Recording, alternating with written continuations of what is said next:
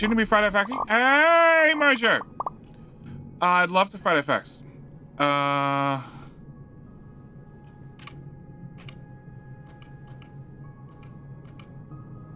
We're short enough in this game. I'm gonna do that.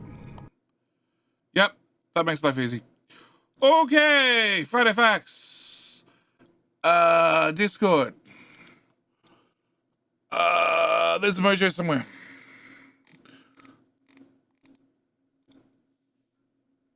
G'day, mate. Oh. So I'm hanging on the... Okay, Discord's broken. Mojo's on the speakers. Input device, not on default. Output device, on system. How's the Mojo now? Hello. Is Mojo meant to be quiet? Is that my end or your end? It could be my end. Hang on. How about now? Is that better?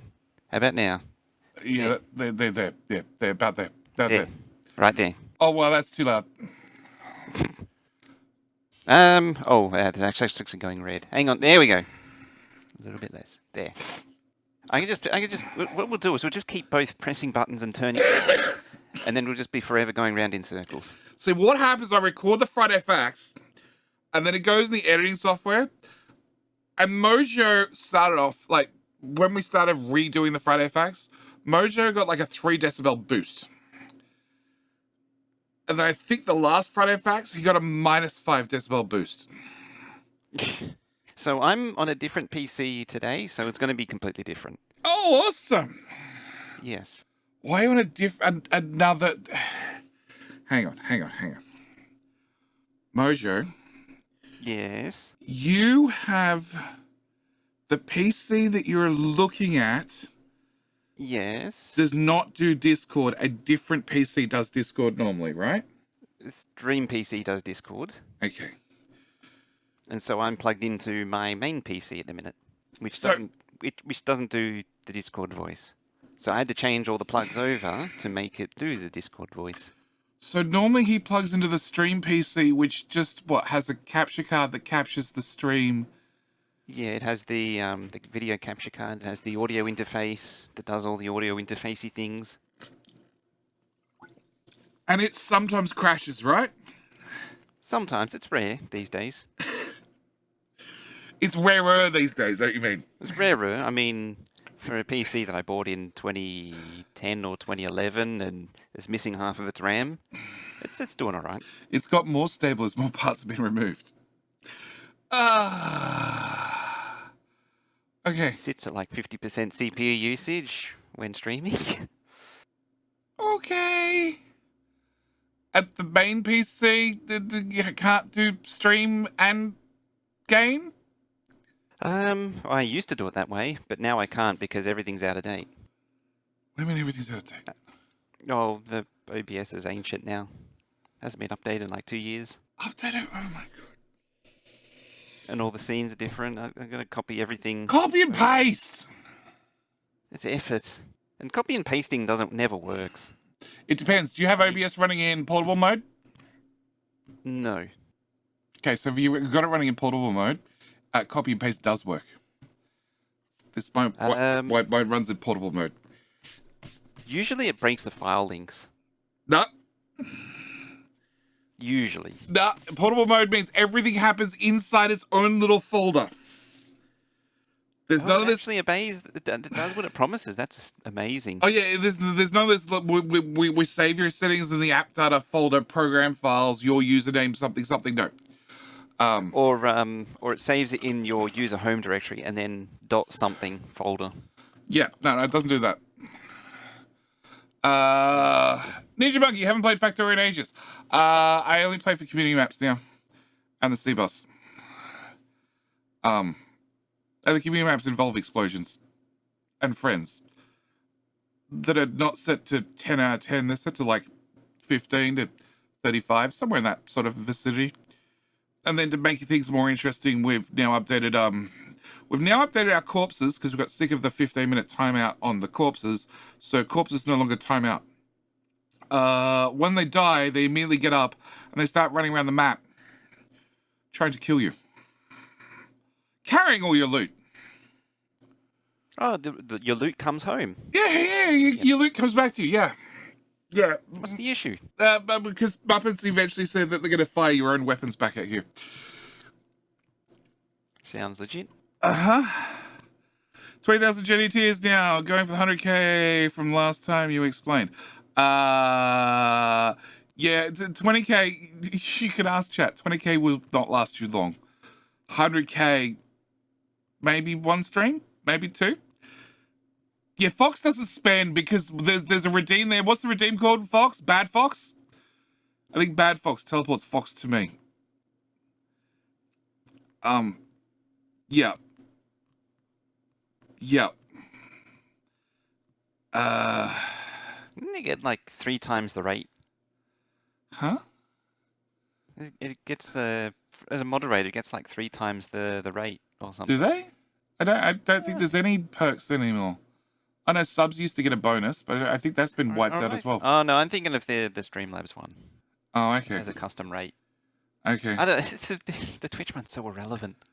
I have 860k. Yeah. 452,000. Yeah. All right. Fine. Mojo's here. Mojo, have you read the Friday Facts at least? Briefly. Okay, fine. I am going to get in a bio break. I'm going to manually run the ads rather than happening in... No, actually, I'm not going to run the ads. I'm going to leave Mojo in charge. Oh, good. Is there anything you want to add to the pre-Friday Facts? I can make chat do my tech support. Oh, yeah, what's wrong? So, I have a brand new Windows 11 install as of yesterday. I did it yesterday. And it says, straight away install. Windows has reported the hardware of your device has changed and won't activate. There's one to figure out.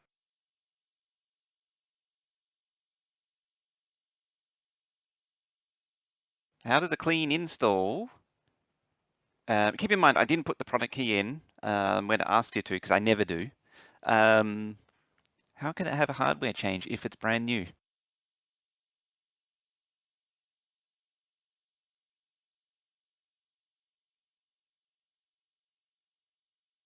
Doesn't like the hardware I have? I mean, it's all compatible. Actually, interesting thing is it didn't ask about the secure boot. I logged into a Microsoft account. It's not using a Microsoft account. My understanding is that the only reason for that to trip up is that the partial key that it generates is wrong, has changed. It's a brand new PC, brand new install. And I haven't put a key in yet. So that's the thing to clarify, is that how can there be a hardware change if it's a brand new install with a brand new key? Well, that's the thing. It's not even an OEM version because I haven't put a key in yet. Haven't logged into Microsoft. Haven't done anything. So you do the Windows 11 USB. You generate the install material from the media, not material, from the media creation tool, and then install. And then I don't put in the key when it first asks. I say I don't have a key. So that's the thing I don't understand, is that how can the hardware have changed if a key has never been put in the first place? So where'd you get your key from? Well, I haven't put one in yet. Huh? Exactly. I don't know. You said I have a brand new Windows 11 install. I muted and walked off. Yeah, I gathered that. It's a brand new install. So I always click I don't have a key at the first step and just go into Windows, specifically for this reason. Because I've had a lot of problems with Windows 10 doing a similar thing.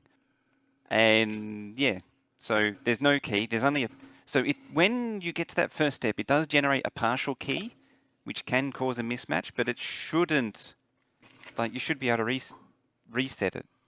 and it doesn't want to. I don't understand where the key, why So, it thinks the hardware's changed and it won't take. Yeah. so at some stage, it says. So is it saying activate Windows? Yes. So where's it saying that your hardware has changed?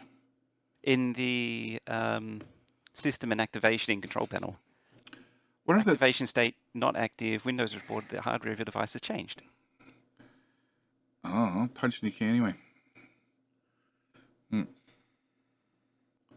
So where'd you get the key from? Well, I haven't put one in yet, So you don't have any at all. so it doesn't have a key. Oh, format it and start from scratch. That's pretty much my solution. People keep saying that is the motherboard new? No, well, yes, the motherboard is brand new, but the install is new. Like I'm not putting an old hard drive in or an old SSD in. Everything is new. Oh, so you got a whole new PC. Yes.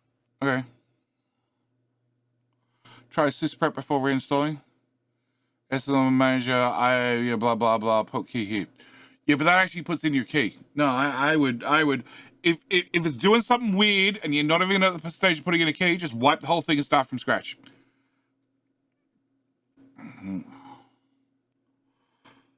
It does it say activate Windows in the bottom right? It's annoyingly on the screen, not the taskbar. Because it's brand new, it hasn't gotten to that stage yet. Tell me what it says And under the edition TPM you and should be other. able to wipe out. But activation stuff is stored on the TPM. It's not stored on the TPM, is it? It kind of is.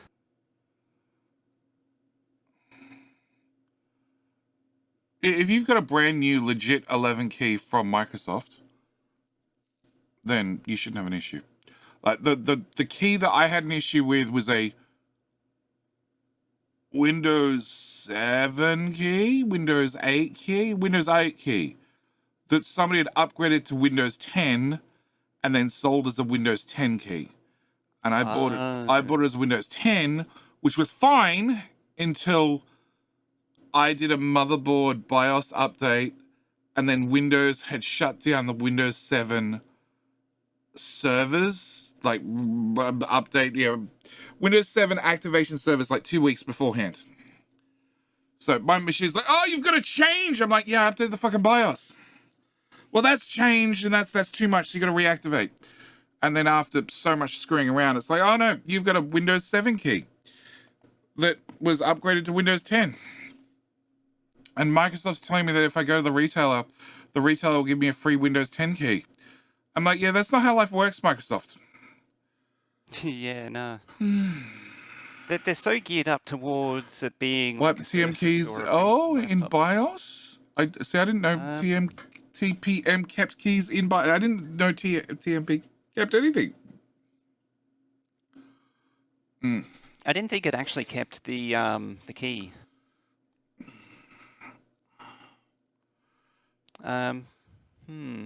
It is TPM. It's Calderon, and I forget who said it before. It's an interesting thing to try. I might try that because it. Oh, is the partial product key stored in there? Because the TPM, my understanding is it stores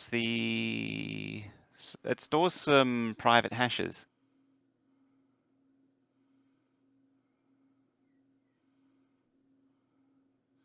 I think.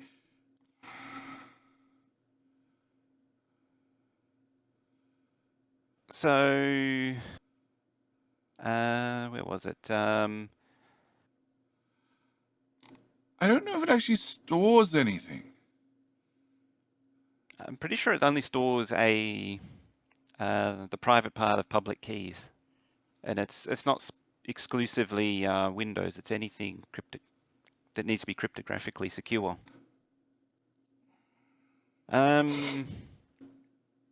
It's Windows 11 Pro error code 0xC004F211, which is hardware device changed.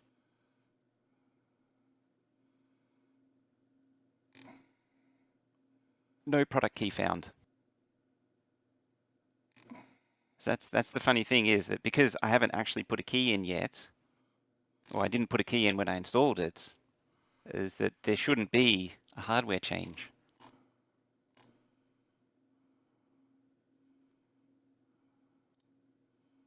Live tech support.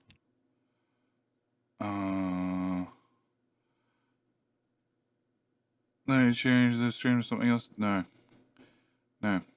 My user story I identify the motherboard rather than the serial, whatever is used before for the hardware change detection. Yeah, it's just a public-private key. There you go. It's 2 commands. C004F211.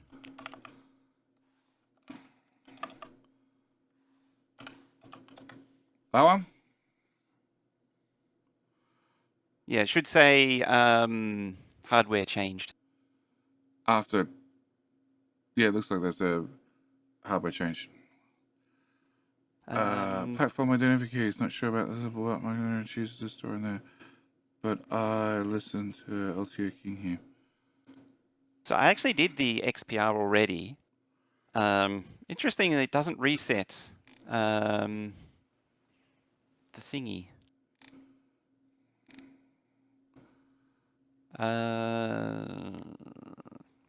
Yeah, it's so the install is Windows 11.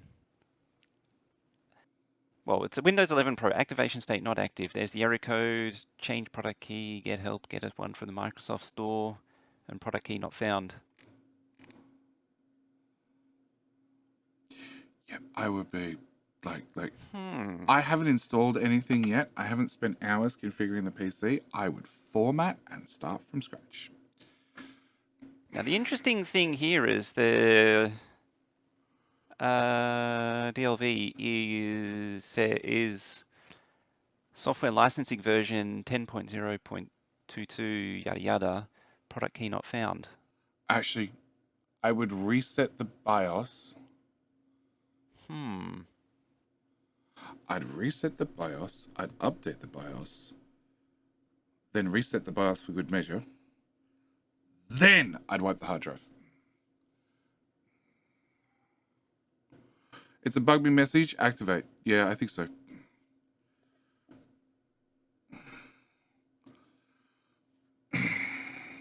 No, I haven't actually. Oh, so. Hey, did you activate? Activate, please activate. Yeah, it sounds like an activation reminder pester. Yeah.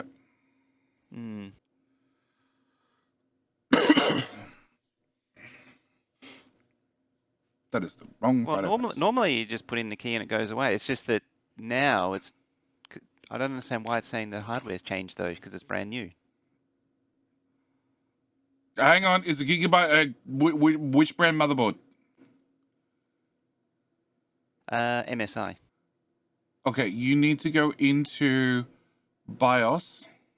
Yeah. And see if there's a auto download something. Because Gigabyte had one. Do you remember the one that Gigabyte originally got roasted about within the last 6 months? Oh, the rootkit thing. Yeah. Other brands have it as well.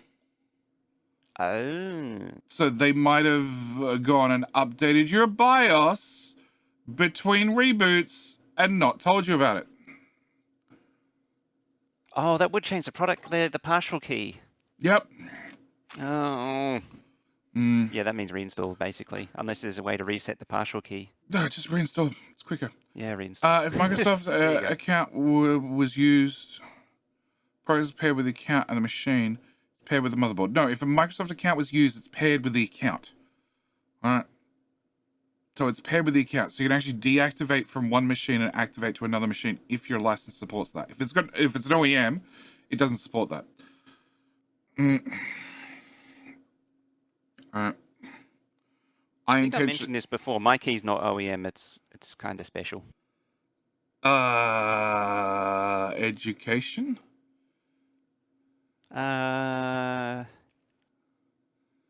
Define special. Was educational. Basically, infinite activation.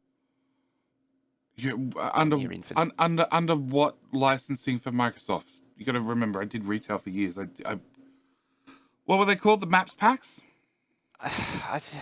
I think it comes up as a small business license, or what used to be a small business license. Okay, yeah. MSDN, that's the Microsoft Dealer Network. No, they had Maps, which was a Microsoft activation products and services or something. And it was a way to spend like the cost of one server license to get every Microsoft product in a one folder with like 10 licenses for everything. So you'd have like every different version of server and XP and 98 and well, maybe not 98 by then, but you know, ME and all the different versions. Cal's JD. That's the one I was trying to think of. Volume license. Thanks, Bilbo. Yeah. If you're in uni, it should have been MSDN AA academic something like the uni equivalent of MSDN. Yeah. Microsoft Developer Network. I was trying to think of it. Yeah, then it was DreamSpark. Oh, I remember DreamSpark. Yeah, they rename this shit all the time. And they have all How to trace when everything went down the toilet. Also, they have slightly different versions of the exact same thing depending on which market they're talking to. Yeah. Yeah, the joys of Microsoft and Microsoft doing Microsofty things. It's nearly as bad as Intel's current marketing jargon for all their crap. I think the word they've latched onto at the moment is experience. Everything has an experience. Oh yeah, with the activation thing, there's another PC that I have. I'm too lazy to put the key in, so it just bugs me in the corner. I mean, I never look at the screen, so don't care. Yeah, we had a few like that. As long as the ones that faced customers didn't have that there, everything was fine. And there goes the ad break. Yay, ad break. See, didn't have to manually run it.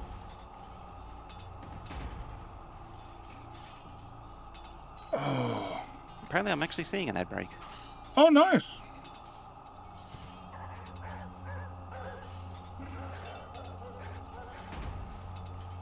Will you be able to tell me? There should be a timer. Bar, yellow bar at the top. Yeah. You'll be able to tell me if that actually lines up with the ads. Well, it went away already. The yellow bar or the ad? The ad. Oh, good. So apparently it's 2 of... So I can see on your screen it says 2 of 6. Yeah, I put that on there. I got 1, and then that's it. I put that on there. Boss. Oh, a Tucker Bear. Thank you, Tacky Man. Yeah, I put that on there. I have a technical license, USFAN, 150 a month and a 0. Yeah.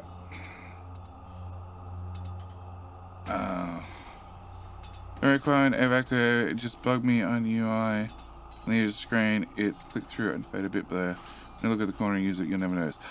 You do lose some features, like you can't change the background. Yeah, you can't personalize. I am fairly well versed in the activation process and the intricacies. A lot of the stuff, if you just Google this online, a lot of the stuff is just for crap OEM keys you get from, you know, the PC shop, the discount ones that they're not supposed to sell, but they do here anyway. Oh yeah. Yeah. Last time I looked, a retail key was cheaper from Microsoft than it was from the wholesalers. Because the wholesalers don't move enough of them to even get a bulk discount. Oh, actually, Harvey Norman had it cheaper than the wholesaler. Of course. Because Harvey Norman has to have it on the shelf. Because they're a retailer.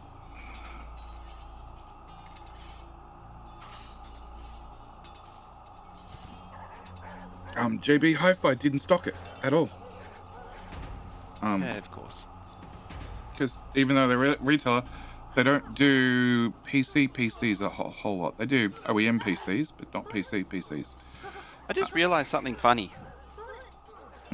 So, those little mini PCs you can get, they're usually like $300 on Amazon. I've got one that's running Pi-hole. Technically, it means that that's a Windows 7 license with a discount PC. Because most of the, like, if you take it equivalent to an OEM, which I think it has, which is like $200, and then it's $300 for the PC. So you're basically getting a Windows license with a nearly free PC. If you're talking about the really cheap laptops they've got for schools, so yeah, the $300 level. I'm talking even smaller than this. This is a Raspberry Pi size passive cooled thing. Oh, okay. Yeah, I think I paid like $250 for that, or $200. So technically, it would even be a Windows Like a 11 boss. license with a free PC. Fallen Angel. Welcome back for 29 months, sir. Keep it the work. Thanks for the daily fun on YouTube. No problem, mate.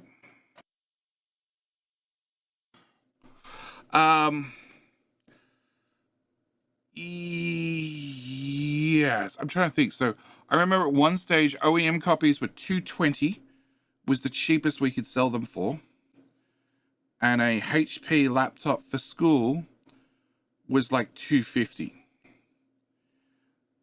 And I would turn around to people and say, technically, if you go buy a laptop from there and then you provide me your key, this was before they locked OEMs to just do the OEM hardware.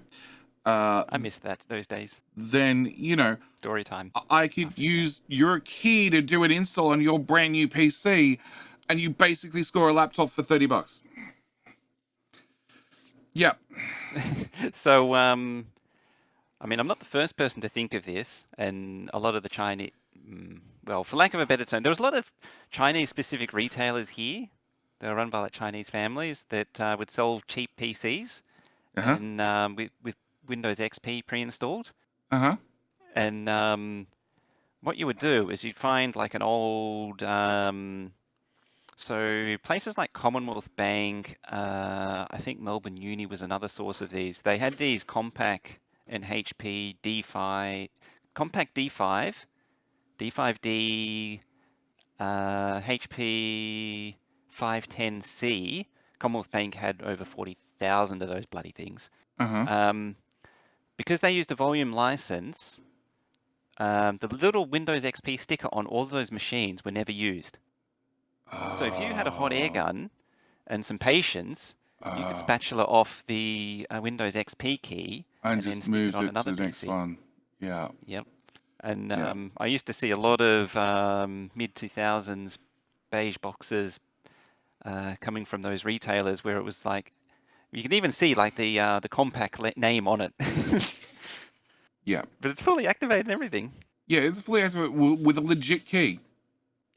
Yeah. Or the other common thing was we'd do a master install on one hard drive, and then we just duplicate that hard drive because it's going in machines with the exact same hardware, and we just duplicate it 50 times. And then we dump 50 hard drives into 50 machines that all technically have a key on the outside, but they're all installed with the exact same key. Yeah. You just change the key later. No, they wouldn't bother. That takes time and labor. You have a pre-configured hard drive that's set up with Windows, ready to go. Everything's been tested, everything's up to date, and you're going to deploy 50 machines out to customers. Then you just clone that hard drive 50 times. I managed to get a couple which were from even older machines. It actually has two keys on it. It has an XP key and a Windows 2000 key. Oh, well. And they both work independently. Like one doesn't nullify the other. So yes, the Windows technically lets you change hardware a limited number of times, any hardware that's changed over the years, and motherboards were always considered the one item you couldn't change. Considered. Not 100%. But because they've shut down more and more of the telephone support, totally on topic for the Friday Facts, totally. Because they've shut down more and more telephone support, Microsoft's more likely to tell you bad luck, stiff shit. And also the licensing system has changed a lot since the early to mid 2000s. Think about their point of view. In 2020, you made money off sales. In 2020, you make money off ads. If you activate them, even with an older key, who cares?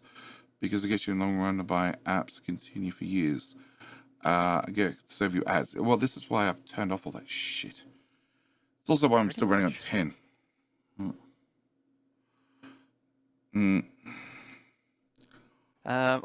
So when Windows is installed, it generates a hash of all of the hardware. And because the motherboard makes up the vast majority of that hardware, it inherently becomes the device that decides whether or not it's a new machine or not. Just because there's just so much of Device Manager is contributed by it. It's not. It's sort of a byproduct. It's the effect, not the cause. It's not an arbitrary decision. Where do you get ads in Windows? You get ads in Windows in the start bar now. Yeah. A friend of mine bought a laptop with Vista. As an apology, you got a free upgrade to Windows 7, but that Windows 7 install didn't require you to start on Vista and was good for 3 activations. So I end up with 3 and 3 installs of 7, which upgraded to a 10 and 1 made it to 11. Yeah. This shit's all auto-installed. There's Skype, Disney Plus, Prime Video, and all sorts of other crap. I've removed half of it. I don't think I've ever used the Disney Plus and the Prime. I open them in a browser. The thing that bothers me is it does that on Pro. Yeah, and this trending searches, right? And Copilot, like Windows automatically does a whole lot of stuff now. I have no idea what this is, but I have 126 of them. You remove them, they're gone from your start menu forever. I've removed lots of stuff, but they add stuff like this. More.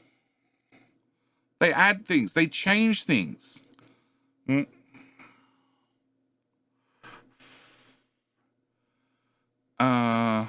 talking about Windows 10. Allow you to change hardware. There's a policy change from previous 30 years. When it's out, they locked your key to your hardware and limited the number of times you're allowed to change your hardware. Yeah. Yeah, that was before. Search bar is for normie. I still use search bar, but I know what I'm looking for. I'm not actually. I'm clicking this and typing in 4K for 4K video downloader to grab a video to insert into a edit. The thing that bothers me with that, the start and search, is that instead of getting what you want, you type it in, then there's a long pause while it does an internet search, and then it says, "Oh, hang on, you need this thing from your PC in the first place." So it's like a 2-3 seconds delay. There's a way to turn that off from memory. Yeah, it is possible. And also, I think it got worse in 11 than it did in 10. The 11 is definitely worse than 10. That's why I haven't upgraded. The N is EU specific as well. What? Or it's 7N. No, N was 18. N wasn't something specific. It was poor country specific. It was a cut down version. Yeah. I'm pretty sure it's crippled in some other way too. There's the EU version, so remove a lot of stuff. Oh, okay. So they got. Oh, and it's got the browser ballot. Oh, okay. So That's N right, came out. Browser ballot version. N came out in '98. It was after. It was a result of the antitrust. Because it was after that. It was the Oprah thing. Also gets rid of audio and video codecs. So N came out, I think it was in '98, and it was a cut down Windows. It was designed for like Africa and those countries that just couldn't afford what Microsoft wanted to charge for a full copy of Windows. I didn't know they carried across and moved across the European version. NT was '96. No, not NT. Windows N. NT is also older than 96. That's NT4. No, even NT4 is older than that.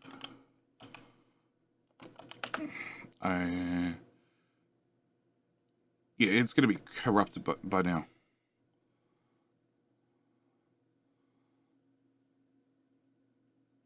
Yeah, it'll be corrupted by now.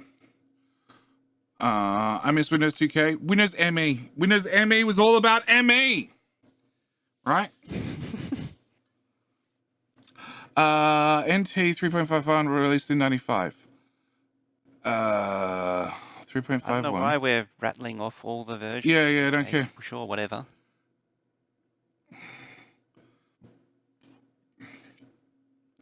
Maybe EU just because of anti-competitive laws in the EU. Also, There was an 98 N version was before released that. in 97. Yeah, it was. So that's wrong. Windows 2000 was 99. Yep. Yeah, wherever you copy and paste that one from was wrong. What does this have to do with Factorio? 2.0 technically doesn't exist. What?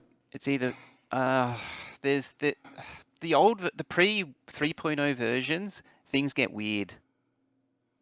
Because it's either, I think 2.0 came with a PC, and then the retail was like Windows 286.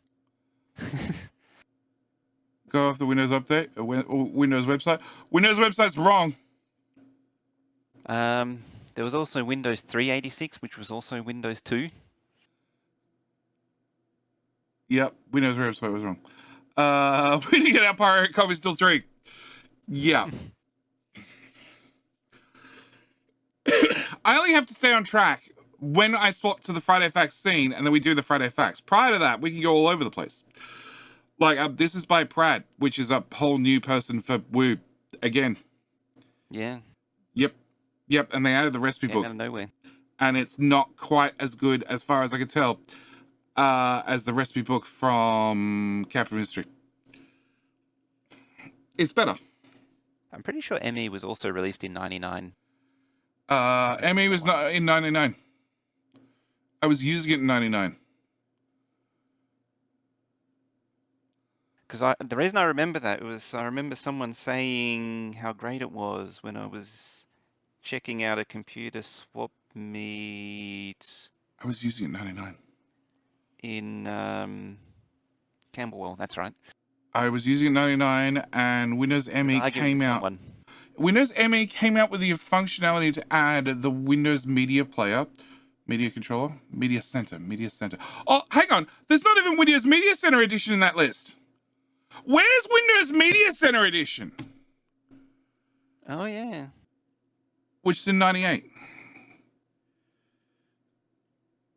Prior to Windows ME in 99. Or actually, yeah. KN version for Korea. This is a way of saying, yeah, the FFF's really thin. Yeah. Windows Embedded? Yeah, there's a Windows Embedded version. I used to have a the embedded builder.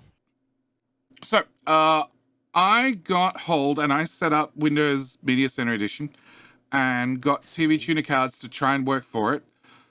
And that was difficult because that sort of stuff just didn't exist at that time, at least here in Australia. And then it turns out that Microsoft, in their infinite wisdom, had released it, and we have PAL at 50, right? Or PAL at 60? 50. And the US has 60. Effectively 50. Oh, US has the NTSC at 60. 25, but it multiplies. Yeah, but the US has NTSC at 60, right? 59.94, but yeah, let's not get into semantics. So, when Microsoft released it, they hadn't actually tried for their Media Center Edition that they were selling in Australia to put a TV tuner card into it, which was the whole point of the Media Center Edition, because it came with a remote control and an infrared receiver and blah, blah, blah, blah, blah. And it was designed to become your home theater PC and replace your VCR and your DVD player and all that sort of stuff. But they hadn't actually checked. So they released it, and it only supported NTSC, or is it UK has PAL at 60? No, UK. We have the same as the UK. PAL 60 is weird. I think Japan or Brazil or something. So I think they had PAL at 60, and they had NTSC at 60, but they hadn't tested it with PAL at 50. So it didn't work at all. Have we surpassed the pre-1 hour Friday Facts rate? No.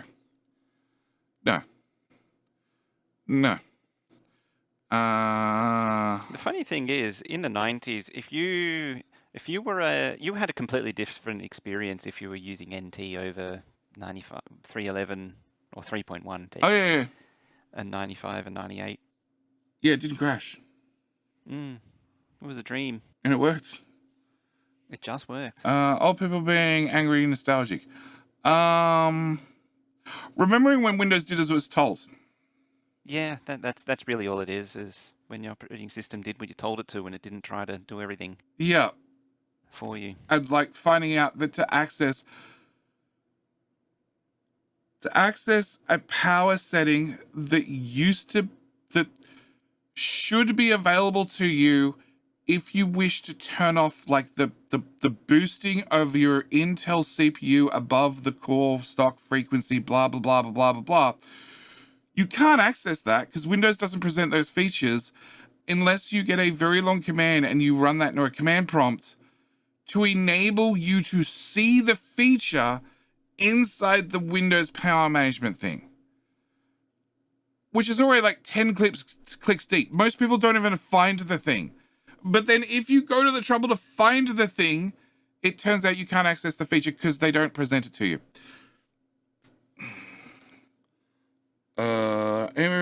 Windows 10 version with locked apps from only MS Store and other limitations. I'm sure that's the Windows N. I am 100% sure that's the Windows N version. Technically, NTLDR is slow. NTDR, okay. Yeah, that's the blue loading screen. Okay. Where it sits there for ages. Okay. Once it loads, it's fine. It's that whole boot process that's painful. Locked as Windows S mode. I have a water cooled tower that's still running XP Pro. Yeah, look, if I go back to Windows doing as it was told on like XP, I would. I'd even go Vista. I liked Vista. Vista needed the drivers signed. Vista needed the drivers to work, and then somebody at Microsoft to test them, and then tick off that they actually worked and they didn't crash. Which means I wouldn't be reinstalling NVIDIA drivers every 3 months. Because they work, and then for some reason they slowly get worse for 3 months and crash more often. Or your printer driver causes a blue screen. Oh, yeah, okay. And as for EU, I'm looking for the maybe free, cheaper version, mainline features, worse than home. It used to be Windows N. Rob, it used to be Windows N. I don't know what it's called now. I do know that we get access to it if you do an OEM install in Australia. It gives you a whole list of Windows versions, and you can pick that version. And it used to be called Windows N. But then again, I haven't done a Windows install since 2 years. There was a version complete with Chrome OS. No idea. Nothing beats Windows 2K Advanced Server boot time of 10 minutes on a P3 800 megahertz. Wow. Yes, but Windows Advanced Server has a very slow boot process. Okay. And it's lower issue. You guys. Okay. One last time. Windows N now is lower issue in the EU now. I remember back, not now, but previously, in the past, there was a Windows N version, which was Windows 10 N, Home 10 N, Home N, and Starter. Starter was another one. Starter N, okay? Which would be a cut-down version. Okay, Windows N was created to result any Euro competition laws. Okay, fine. Okay. Things were different back in my day. Jenny Dad. Yes. J-Dad. Yes. You aren't a Windows salesman? I used to be. Yeah. It's old habits die hard. I had to do training for it now all the time. You're a door salesman. It was the starter version, that's it? No, because there was multiple versions. Would you like NetBSD? Super low prices. There were multiple versions. PDP 11 on the Ethernets. With the what on the Ethernets? Your PDP 11. What? Double glazing? No. Not that version of Windows. That would be really helpful, because when I replaced the Windows in the studio, when I was looking at replacing the Windows in the studio, I would have understood how a window frame worked with vast amounts of detail that I didn't have. So I glued the fucking thing shut. Doesn't leak anymore. RSX 11. Okay, I'm gonna go back to sitting in my corner with my windows. Hold the window in the frame. No, the window leaked, so I just glued the whole thing. It was somewhere in the seals, so yeah. The Forbes Fair Trade found Microsoft abusing monopoly laws. They released the KN version. Okay.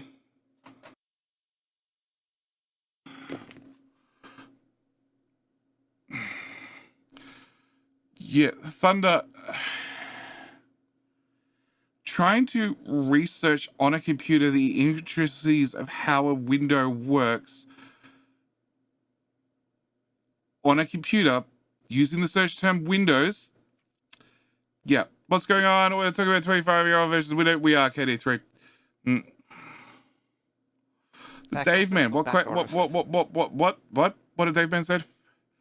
Are we being paid for this lecture? Will there be a quiz at the end? Yes. Yes, of course there will be.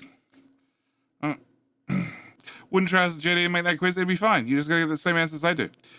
That's always the qualifier for every single time, every single test. You have to get the same answers the teacher does. Not the correct answers, but the same answer the teacher does.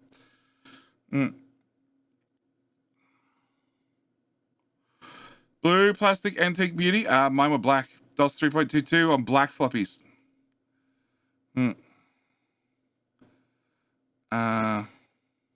Oh god, a Citrix thin client. Yeah.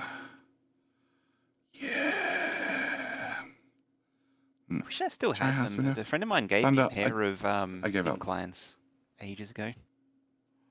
I think they were meant to run Citrix. Windows 11 SE. Windows 11 SE. Students schools. SE should be exclusively low-scale laptop built into K8 classrooms. Microsoft attempt by Microsoft to take a Google's range of Chromebooks. Popularity in US schools. Microsoft struggle to understand why schools and students have flocked to Chromebooks. The company tried the S mode previously. Essentially locked Windows 10 down to apps from the Microsoft Store. Welcome to Stump the Old Man About Ancient Tech. Hey. Dave, man. Horses eat. Dave, man. Me and Mojo can go on about some very ancient tech and leave chat for dead. Okay. You know, what was the slot before ISA? Would you shift your ass in front of S gear or go to watch Denzel instead? Friday Facts. S100. They're adding what? S100. S100? No. Before ISA? Technically, it's before ISA. How about the one between ISA and PCI? There's somebody behind me. The forgotten bastard child. Start a new channel. VESA. Yes, or extended ISA. What's up? I don't really want a kitten, but thanks. Here you There'll go. be Chat. the answer. Chat. There's a kitten on the table. Will that shut you up? There's a kitten jumping off the table. S100 was used by all of the VESA or AGP? Japanese machines. AGP was great. Until it wasn't. Oh, kitten. Says you just dump stuff. It's a live cat. A cat can where? I'm trying to find the buttons. Whilst the cat tries to run off the table.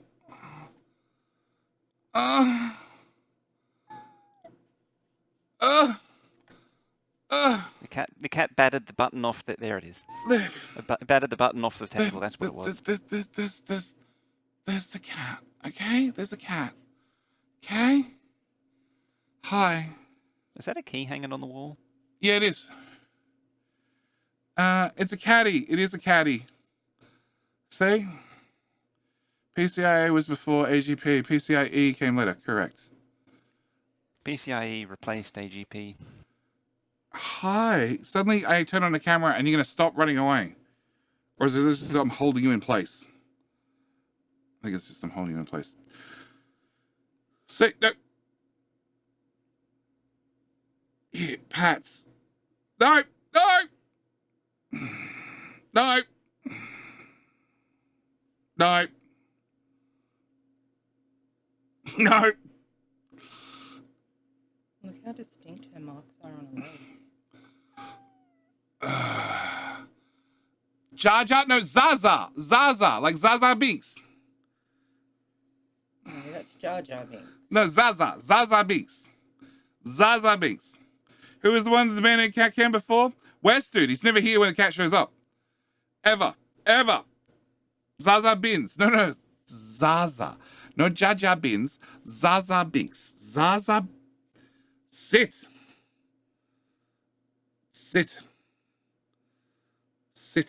Don't sit. Sit.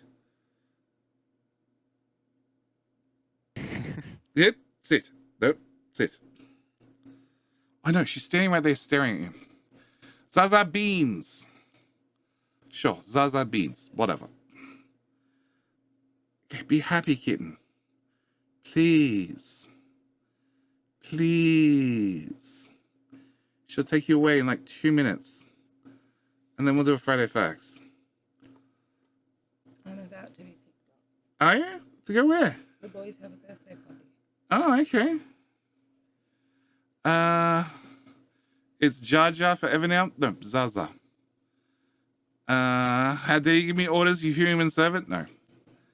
This one's pretty good so far. Even uses alliteration. Oh, yeah. So kitten makes old geezers shut up. I hear that's how they do it in care homes too. Seems to work quite well. Hey, Caledon. Caledon. You're older than me. Shut the fuck up.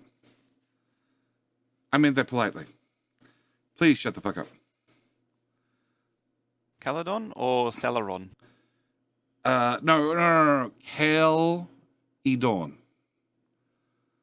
Calydon. Okay, that works too. Calydon. Yeah. See, you've told me to say it as Calydon, so now I have to say it as Calydon. Okay, sure. Cal-Edon. You don't stuff you, so why should... You don't stuff you. You should have respect. No. All right, clip for West Dude. I mod approved it. There you go. Dedicated to West Dude. PC bus was 8-bit and AT was 16. What's AT?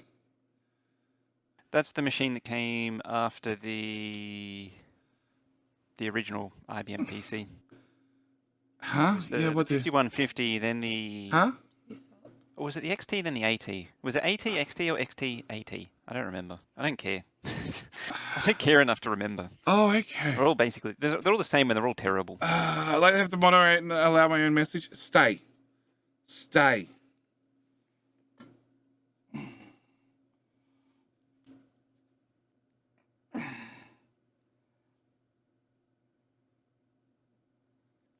XT, AT, there you go. They're all 8088, so they're all crap. Okay. You calm down now? They're all 8-bit ISA. Mm. And then the 286 brought the 16-bit ISA, the extended socket. Apparently you can put... I've never tried this. Apparently you can put 16-bit ISA cards in an 8-bit slot. And they Like a downclock? terrible idea. And apparently they just work. Yeah, they just Entirely sure downclock. Well, they don't downclock because they all run at 8 megahertz. The bus just runs at 8 megahertz. Okay. 32-bit processor with 16-bit ISA. Memory crap, but wouldn't have got to where we are now without them. Yes. Yeah, that's... I can't hear. Yeah, you've never used one. Huh? So it can charge. What? My first hardware mod was opening up Commodore 64 drive and cutting through a certain spot to turn to a floppy drive B. Oh, yeah.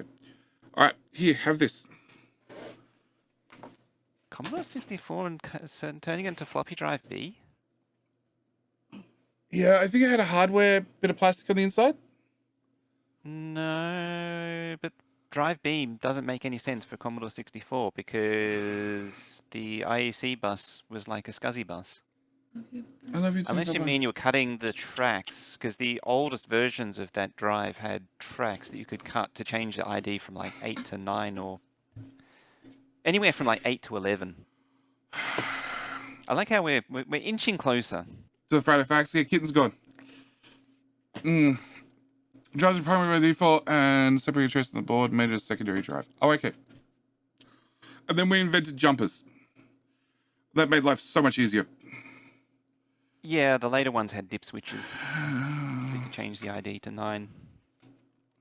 A lot of stuff didn't like when you changed the ID from 8. That Oh, she just left. Fuck. took the cat away. Now you got to do FFF. No, I want a drink. I want a drink. Okay. All right. Friday facts, right? Probably, yeah. Should do something about that. Okay. You good? Find the tab. There it is. You good? You ready? Yep. Yep, the cat's gone. The cat's gone. The sassy's gone. It's all gone. Okay. G'day, mate, and welcome to Friday Facts number 397, the Factoriopedia, which I'm going to refer to as the Factorypedia from here onwards. But I do have my wonderful encyclopedia of all things Factorio with me. How you doing, Mojo? Hello. Yes. Wonderful wordsmith, JD. Yes. I'm trying, okay? There's not been a lot of sleep last night. Okay. So, we now have a Factorypedia. Yep, the inside Factorio. It seems about time. Factorio's okay, I guess, without the recipe book. And Tolerable. and FNEI, which are two things they mark very, very primarily in the first paragraph, because if you're playing some mods, they're definitely required. Oh yeah, the bigger the mod, the more you'll want it. Yeah, Factorio base game doesn't need it because there's not a lot. After you've played it for a little bit, you'll be familiar with the flow of things. But I found that yes, as soon as you start getting into mods, these larger mod packs, these two, I guess, expansion mods are helper mods. Helper mods are definitely required, and both their implementation sucks. Oh yeah, I don't use it for the eye. It's irritating.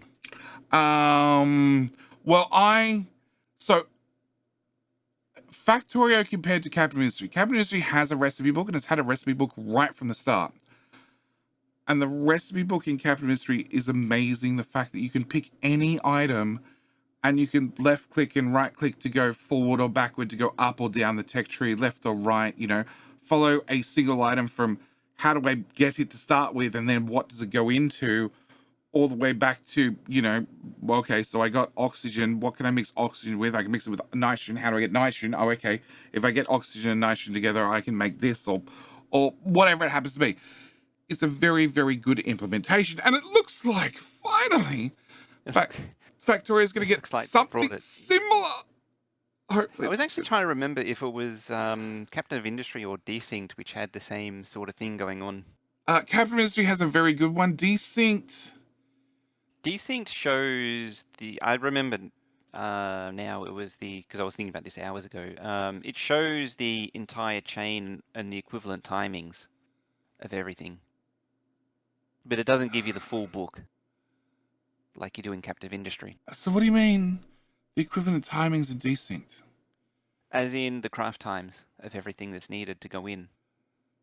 Oh, yes. So it'll give you much more of if I want to make one of these per minute, how many of all these machines do I need running to support that one running at 1 per minute? Yeah, yes. That's right. Yes.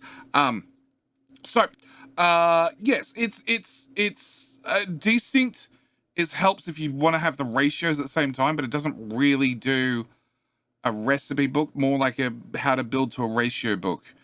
If you already have the thing, it tells you it calculates out the ratio for you, so it helps you build a little factory component. Yeah. Not it has its uses, but not a fan. Whereas the Capital Industry recipe book is exactly that. It is a book of every recipe in the game, including ones you haven't unlocked, which I think is very, very important. Yeah, to be able to find I'm going to get this and I've got to do something with it. What can I do with it now? Well, there's not a lot of options, but 3 research is a way I can do this, which would be really helpful. So yes, the core of the problem. The core of the problem is the recipe tree discovery, which has 2 directions. The first direction is discovering what I need to craft an item, When I want to craft an inserter, I can hover over the recipe, find out what I need, but maybe I don't know how an electric circuit is made, so I have to go and search for electric circuit in the crafting menu, find out, look at its only ingredients, etc. The process is already slow and annoying, but at least it's possible. The other direction is much worse. For example, you can discover you can craft an advanced circuit, and you want to figure out what the purpose of the item. It mostly means what do I make with this? The answer to this question is almost impossible through some kind of search right now. You have to look through everything or check the wiki. The solution to the problem is clear. I already had all the necessary information in the game. All we need to do is just aggregate the useful information in one GUI, and just like that, the Factorio Pedia was born. No, Factorypedia. Factorypedia, it's a better name. It rolls better. Yep. So, some of you may have noticed in the Friday Facts number 380, which 380 we got stumped on because when I find it, that's 381. Never mind. Try again. You're off by one. 1 off. 380. Cool. 380, we had 2. So they had this one, which showed the space map with the engine thingy beside it, where they were talking about what buttons they were going to have. And then 2 screenshots later, they removed both those buttons and added a book button.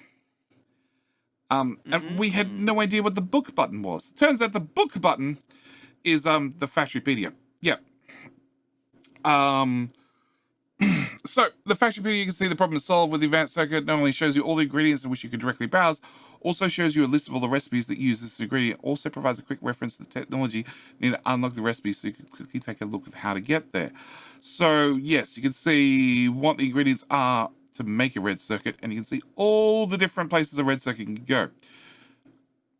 Oh, that's artillery at the end. Yeah, last one's artillery. Okay. All right.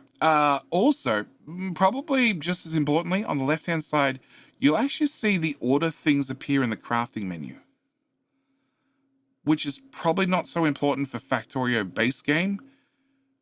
For the Space Age DLC, maybe it'll be helpful, but Maybe, yeah. for mods, that's going to be a game changer, because when they add things, like they add it halfway through a list and it all moves around and shifts by a tile and stuff, you just be able to see the final copy and then sort of get your reference from there. So yes, it's definitely an improvement over what we have now. Technically, recipes and items and entities are independent objects, but for most of the player structures, they're tightly connected. With this in mind, we made sure that in these cases, always present as one merged entity. So we have a small electric pole, recipe, item, and entity, because it's 3 different things. Yep. Which is unlocked by electronics, and we might notice the electronics there doesn't actually have a cost to it, because electronics is one of the new researches that you get by making a green circuit, I believe. Yeah. It's triggered by... It's a triggered research. It's a tech trigger. Yeah. So whereas red circuits, you need advanced circuits, which is both red and green. So yes, all the info is right there. Except, funnily enough, it looks like maybe wooden power poles won't have a rarity, because we're going to cover rarity in a second. And they have different things that they can hover over. I wanted rare wooden poles. It was high on my list. So, whenever you hover over an item, recipe, etc., offer by a list of related entities. But since it's a tooltip, you can't really go in, explore those further. However, in the Factorypedia, it's not a tooltip, so you can browse through these normally. So, with the example of a steel furnace, you can see what you can unlock by what it can be used to craft, and you can see the different fuel types, and you'll be able to click on the different fuel types, which will be handy. I like that you can see what it can craft. Yeah, because lots of people have asked when they're first playing through, how do I get steel? Because nobody's tried to take iron and shove it back into a smelter to make steel. It's kind of non-obvious when you think about it. And there's no... Because the smelters, you don't set the recipe, you just sort of got to shove it in there and see what happens. And it just sort of auto-switches. When you unlock steel as a research, it does tell you that it requires iron plate to make steel, but I don't think it tells you Yes. how to get steel, The i.e., game doesn't specifically tell you how to shove it into a smelter. yeah, like it Please. doesn't say, "Hey, this doesn't happen in an assembler." It has to happen the other way you make materials, which is, obviously not a chem plant, but a smelter. Yep. Okay, so with the rise of specialized machines in space age, having a list of all supported recipes is more useful than ever. And this is the Foundry, and the Foundry is It's very. This is probably the most interesting picture out of everything in this. It is. Okay, so the Foundry requires some steel, some electronic circuits, some tungsten carbide, which I believe is raw tungsten. It's not smelted, obviously, because you can't smelt it prior to now. Requires refined concrete, which can be a Don't pain in you the like butt. Reddit also and read into the whole what the icon is? Huh? So tungsten carbide is normally used as like a coating or a tip or something. It's not like a block of something. And Reddit's just been blowing their loads all over the fact that it's a material. It's like, yeah, it's probably a placeholder. It's Reading into something that really you shouldn't be. it's only used Missing for the tips and for stuff because normally it's expensive. That too, yeah. You're on a different planet. Expenses have gone out the window a long time ago. It's sort of missing the forest for the trees. You're obsessing over tungsten carbide and ignoring the fact that you can make belts in a foundry. We haven't got that far yet. But yes, spend on tungsten carbide, refined concrete, and lube for reasons. And it can be made inside a foundry or inside the blue and the yellow assembler. You can't make it the tier 1, which is, again, like tier 1s, the only limitation is they can't have fluids. So because this requires lube, you can't make it in a tier 1 assembler. Yeah. Yeah, because that's the only limitation on a tier 1 assembler now. It's also interesting that you can make a foundry with a foundry. Of course you can make a foundry with a foundry. It's a half assembler, half manufacturer. Yeah, you can craft all the belts, including the new ones. Yes. And all the splitters. And all the undergrounds. Thankfully, you can do all of the belt components in one. Yes. Be Plus, inconsistent if you couldn't. Plus, you can also do the big miner. And you can make foundries. And you can make... that's low density structures. Yeah, low density structures. Well, yeah, that was one of the things they originally specified was the low density and the copper wire. Yep. And all the other molten things. Plus, you can do lava into copper and iron. And you can do iron into molten iron, copper into molten copper, molten iron and molten copper into their plate components, or directly into steel, or into gears. Concrete. Concrete's got me. Because that's normally what? Concrete's water, bricks, and ore. Yeah. I'm not sure about the concrete one. That one's also... again, this is really interesting, the recipes that it can do. The concrete one I didn't expect. Also, we have... liquefying, though. We have copper cable. And then I can only assume that's tungsten steel and tungsten plates. Along with, what do we call this? The orange science pack? Yeah, the orange juice pack. Yeah, okay, the orange juice pack. Yeah. So that's the foundry, which we haven't finished with. Yes, looking at planets, it gives you all the info about the local resources and planet-specific recipes, which is actually a way more interesting one. So, Vulcananus is a hot volcanic planet with mountainous volcanoes, rivers of lava, plains of ash, and sulfuric acid geysers. Rich in metals, lava can only be crossed by elevated rail. So there's no boats. The day-night cycle is 1 minute and 30 seconds. That's quick. That is very quick. I think Just as a side note there, the color is actually more like... actually, I think the color is still off. I forget the chemical name for Agent Orange, the pesticide. I'm pretty sure that was a bright orange. Okay. But I think it was more pale.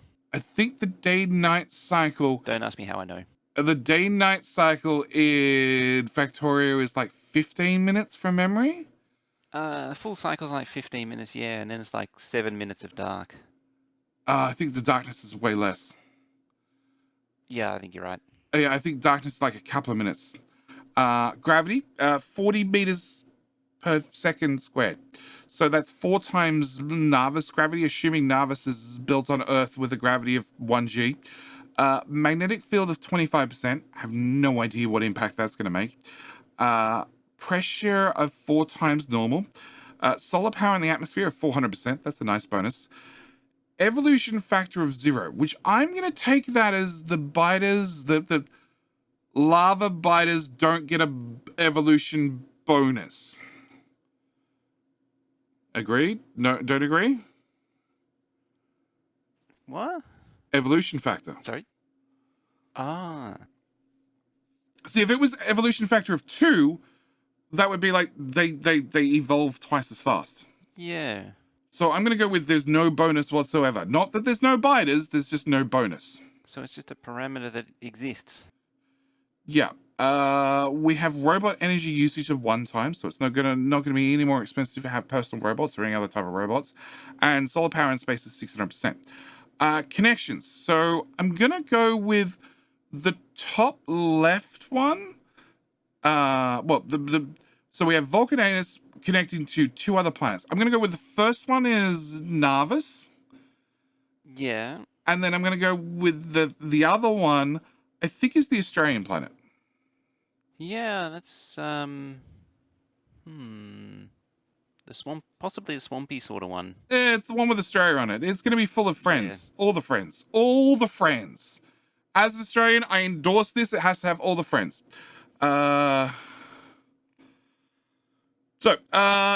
Exclusive recipes. So you can only make the tungsten belt on Vulcanus. Also the big mining drill only on Vulcanus. Also the foundry only on Vulcanus. Yeah. So if you want that stuff home, you need to make it here and ship it. I didn't see that coming. Because I went and looked at the other Friday Facts, and they explicitly said that you could... It was the big miners. They'd be like, it'll feel so good when you bring these back to Narvis. And I just assumed that would be bringing the recipe home and making them at home. Not, if I want to change over all my normal miners to big miners, I need to ship big miners home on a space platform. In theory, there's nothing stopping you from crafting them on the base planet unless there's something in the recipe that stops you. Unless they're making them on the base only planet. made inside the foundry. And then Build a foundry on Navis. Well, actually, no, you can build a foundry on Narvis because we've seen them. I'm sure we've seen them. But yeah, it'll have to be that this recipe is locked to only this surface, i.e. this planet. Also, so the reason why I was a bit Mojo there was I was opening a spreadsheet. So day is 208 seconds, night is 41 seconds, and then 83 times 2 seconds for the dusk and dawn cycle. 200 and what? 208 seconds for day. So what's that? 3 minutes? Yeah, a bit over 3 minutes. Over. Yep. And then from light dusk to darkness is 83 seconds. It's a minute and a half. And then 41 seconds of darkness.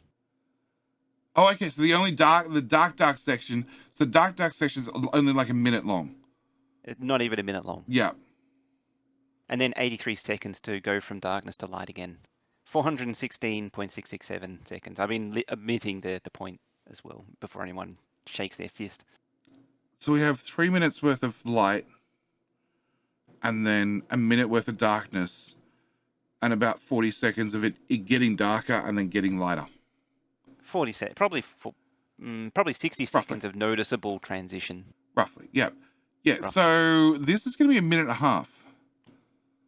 Which is really short. Really short. Be a dark and light cycle.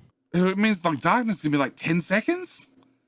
If it even goes dark, yeah. Yeah, yeah. It actually get annoying having the thing constantly oscillating. Yeah, I hope it's really subtle. I figure with the ground being bright red, it'll probably be pretty subtle.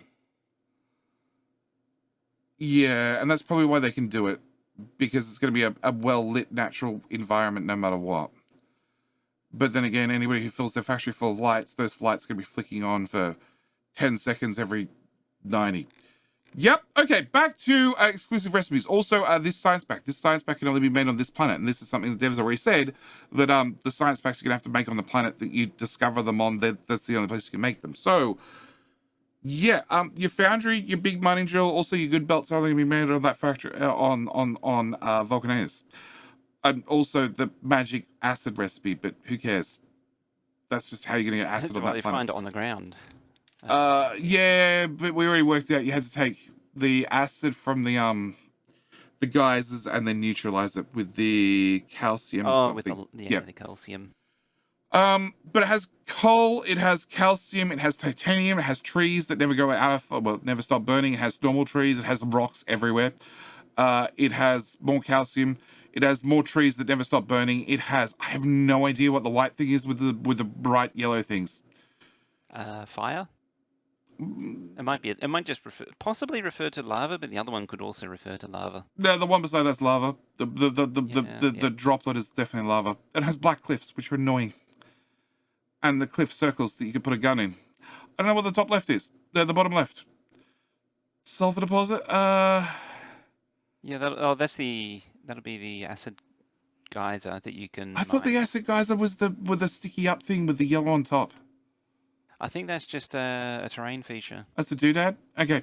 Yeah, But a it jigger. does say asteroids and it's cut off, but we can see enough to tell us all the important things. So we have 3 asteroids. The first one is the coal asteroid. It drops coal. The second one is the iron asteroid. It drops iron. Last asteroid is ice. It drops ice. So your spaceship that gets here, and anytime it's going to spend this orbit, is not going to have access to copper, which is going to be problematic. That'll be interesting. Well, if you're going to be using, like, red ammo on your little spaceship platform thingamajiggy bob, you're going to run out of copper. So I hope you got a backup plan. I'm also... Do we need Do you copper? need copper though? Do you need copper for fuel was my question. No, I don't think so, because you got the You got iron, and then you got ice from water. I don't think you need copper, but I'm starting to, yeah. To run the platform, you won't need copper because it's iron for the asteroid shooty. Well, that's if you're using yellow ammo. If you're using red ammo, that's copper. And then you got that's also steel. Yeah, well, it just means you take iron and you resmelt it. True, yeah. All right.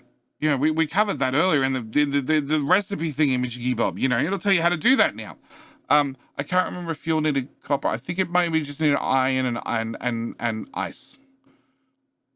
I think. Yeah, it was like carbon, iron, and ice was enough to perpetuate one. Yeah, I think so. Okay. So you might be fine without copper. It's gonna make life interesting though. Okay. Continuing back to the Friday facts. If a item has alternative recipes, they're also shown. So to make light oil, you can have advanced oil processing plus coal liquefaction plus heavy oil for to light oil cracking. Since parts of the expansion can be toggled the same way as we do with mods, naturally the Factopedia will support the information about any modded content added to the game. So we have substations which now tell us the the supply area for normal, uncommon, rare, epic, and legendary substations. 28 by 28. Wow. That's a lot of coverage. I like this. I like this. It'll make screenshots easier for me. I can put one of these over the far side, and then it won't get in the way, rather than having to get a modded one to pop in. Yes. So it should also support modded ideas. So maybe wooden power poles do have legendary options, maybe, because they were missing earlier, and that could be just they hadn't turned the mod on. Well, the only thing that's different is that there's no pips on the wooden power pole Yes, next to supply area, and that's the clue. that's the clue. So is that just taken In without my eyes. the mod turned on, and the other one was with the mod turned on to demonstrate the difference? I don't know. I mean, they could have done that on purpose. Maybe. It's interesting also to see that there's 5 different types of rail showing up. Oh, yeah, there were. Yes, Even though what's interesting is 2 of them are the same, and the rest are just placeholder. Well, we have straight rail, we have slightly less straight rail, and then we have curvy rail and curvy rail. But I'm pretty sure the slightly less straight rail is just the straight rail just rotated slightly. Oh, well, you have the one before the train station, and then you have the one after artillery. Yeah, I know. But the third one, the slightly less straight, the Yeah, that's bendy just one. rotated. The reason they exist is because in the game they're all an entity, and because of No, planner no, days, no, you have no, to no, no, place Mojo, all of them. Mojo. Where are the Yes. elevated rails? That's a good question. Do elevated there. rails require the same type of rails as non-elevated rails? They just have to go through a ramp first, and then they become elevated. Then we use the same type of tracks, or they have different types of tracks. Well, they were tracks plus concrete. Well, that was for the stand. Yeah, I'm pretty sure it still needed steel or something to actually build the elevator rails. So unless it's straight elevated, ramp, curve, and curve elevate. Oh yeah, that would work. That would work, maybe. That actually works perfectly. Maybe. But for the new rails, also the 22.5 No, we're not getting into the odd degrees. There are many odd degrees. means it would have another element as well, and then there would be possibly two different curves. There is already, yes, there is two different You can curves. explain either way, with elevator rails or without. No, look, just to throw another spanner into the wrench. Where's the pylon thing that you need to build to attach an elevated rail to that just sits there and does nothing? That's why I didn't think they were elevator rails. Yeah, because that's somewhere in there. Somewhere in there. Interesting that the Factorio Wikipedia shows the hidden placeholder rails. Yeah, but then it's still missing things. Oh yeah, still missing things. It's definitely missing elevator rails for sure. Yeah. Or there's also the possibility that because elevated rails is also a mod, therefore maybe it's turned off, just like it was turned off for the subs, or it was turned off for the wooden power poles, but it's turned on for the substation. So then that complicates that to maybe you have 5 different angles of rails, plus then there's another 5 different angles for elevated versions of the same. Yeah, okay, we're moving on. All right, so moving along. Yeah, all to see your friend. The Factopedia can be opened by clicking the dedicated button, but that isn't very convenient, especially when you're looking at an object in the game and scratching your head, say, what the hell is this supposed to do? Yeah, like iron sticks, because they're useless. Don't worry, you could just Alt plus left click practically anything, and you'll be transported to the correct Factorio Factorypedia page. Yet, whether it's a unfamiliar building, an unfriendly neighbor, a forgotten item in your inventory, or a strange new recipe, from this point on, you can continue to navigate the Factorypedia by clicking each individual button. Now, it's already been brought up that if you press Alt and click, it won't turn Alt mode on and off. If you Alt tab, it won't press Alt mode on and off. I'm still going to be changing my Alt button to not Alt and turning it on once in the GUI and then forgetting about it entirely, because I'm going to press Alt to click on something, and then a friend's going to show up, and then I'm going to have to go deal with a friend, or 20 of them, and I'm going to run around for 30 minutes going, why can't I see any of the recipes in the game? Oh, that's right, I turned off Alt mode. Because I didn't press Alt and click. I got close, but I didn't Pretty sure Alt click. tab still turned, or is that a recent change? That's a fix. It's been a fix for a while. Oh, okay. But if you don't press I'm just tab, so if used you to press tab. Alt and then get to tab, but don't quite get there because a friend shows up, same problem. Yep.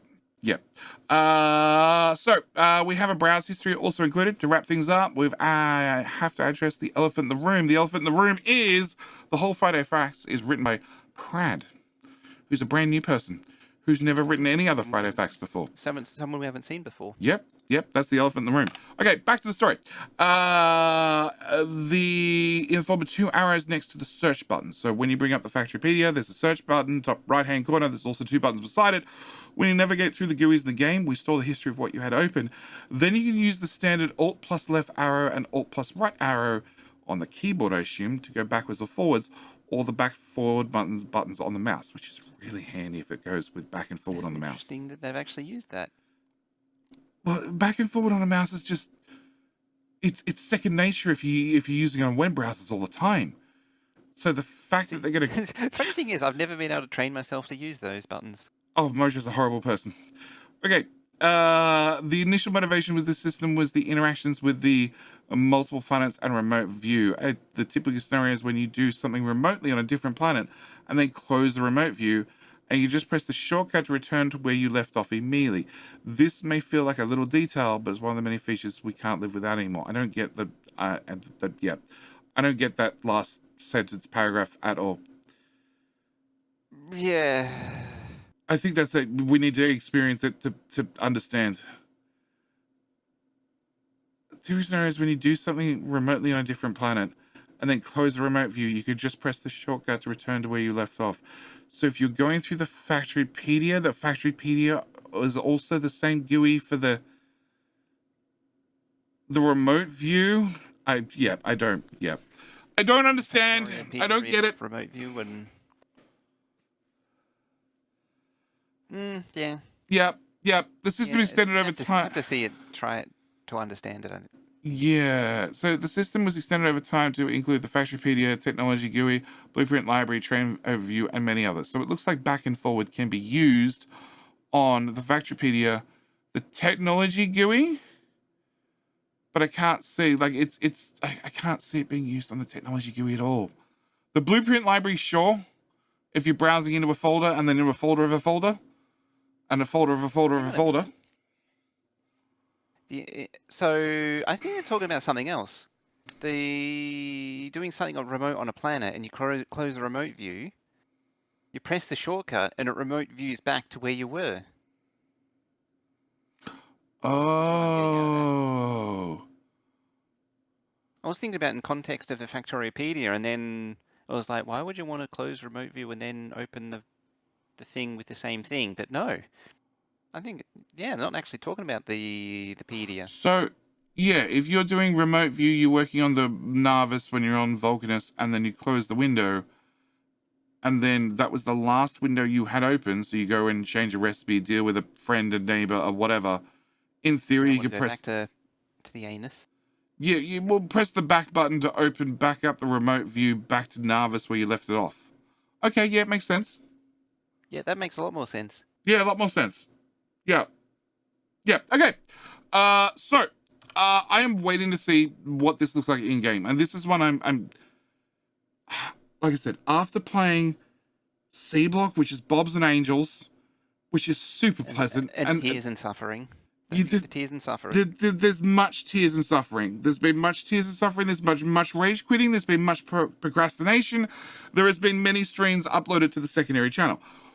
But after playing that, and then going to a game like Captain Ministry, which I'd never played before, ever, because it had just came out, and it having the recipe book in there, I could spend time looking at the recipe book and going, how does that link to that, link to that, link to that? And then it all makes sense in my head. Whereas Bob's Angels, the fact that I had to take some sort of ore that I got from a slushing plant that I'd washed and rubbed and crunched and something to get some sort of thingamajiggy bob that I could then wash and crunch and meet with some other thing to finally get some iron with a whole bunch of waste products, to then 18 steps later, after a whole lot more research, I finally found out I could get pure iron, but by then I've played for like 200 hours. Finding out that at the start would have been really helpful, because then I could have planned for it and had enough space for it, rather than having to rebuild everything with not enough room 3 times before I got jack of it and installed the Factorismo mod so I could have the big building with it bigger on the inside than it is on the outside, like Tata style, to fix my problems. Because I had no idea. Yep. No rage. It's fine. No tears. It's fine. It's fine. It's fine. It's fine. So, yeah, I think the recipe book's going to be a big help for those that are finished the base game, getting into the new expansion DLC, also those that are playing mods. I can imagine what the Factorypedia is going to look like for mods like Pi. Yep. That's where we're going to leave this one. I don't think there's anything else to add. Yes, The no? only thing I can add is that the recipe book definitely carries on the tradition of the NEI tradition of being superseded and replaced with another one. Well, NEI was replacing what? I don't even remember the history of it now. It was like NEI and then TMI and then JEI.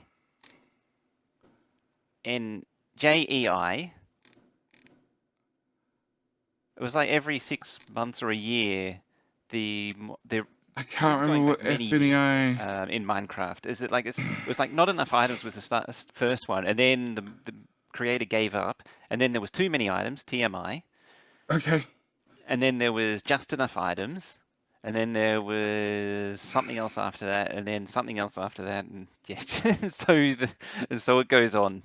And so yeah, we're continuing it on in Factorio now. So we're just going to supersede the mod that's been superseded. Now it's part of base game, so Yes. therefore it shouldn't be superseded until it is superseded because they forgot to add some important feature that is required by some mod pack in some future event scenario that doesn't account for the extra recursive recipes or something inside the recipe book because that's not part of base game, and therefore you're going to need a TNFEI. No, I don't know. To Yeah. it was sounds about right. recursive FNEI to account for that. Recursive too many, not quite just enough items. Okay. Yep. I've just The noticed. fact that it's on cheaty mode by default. I've just noticed on the advanced circuit, it actually tells you the stack size and it tells you the rocket capacity.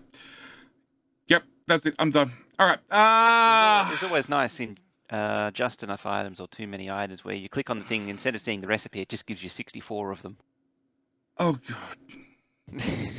Okay, that's it. We're up. As always, thank you guys so much for watching. Do hope you've enjoyed. We will see you back here for next week being 398. I still want biters. Yeah, we all want biters. Yep. Yep. I want to know what biters live on Volcananus. Anyway, that's it. We're out. Thanks for watching. See you next one. Bye. Bye-bye. Okay, done. The ocean starts empty and fills with your tears. Oh, it does. It does. You're not supposed to crunch it, Jetty. With bobs and oars, I have no idea what you're meant to do with any of it. There is a crusher in there, so I think you are meant to crunch it.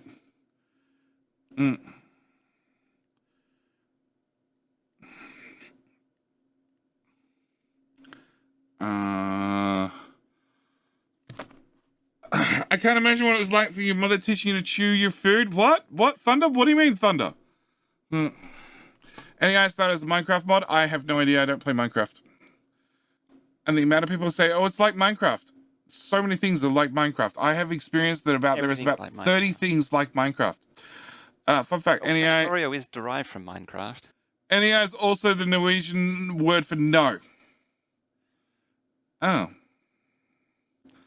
Oh, Max, Matt, you can put it in a rocket. I just saw that.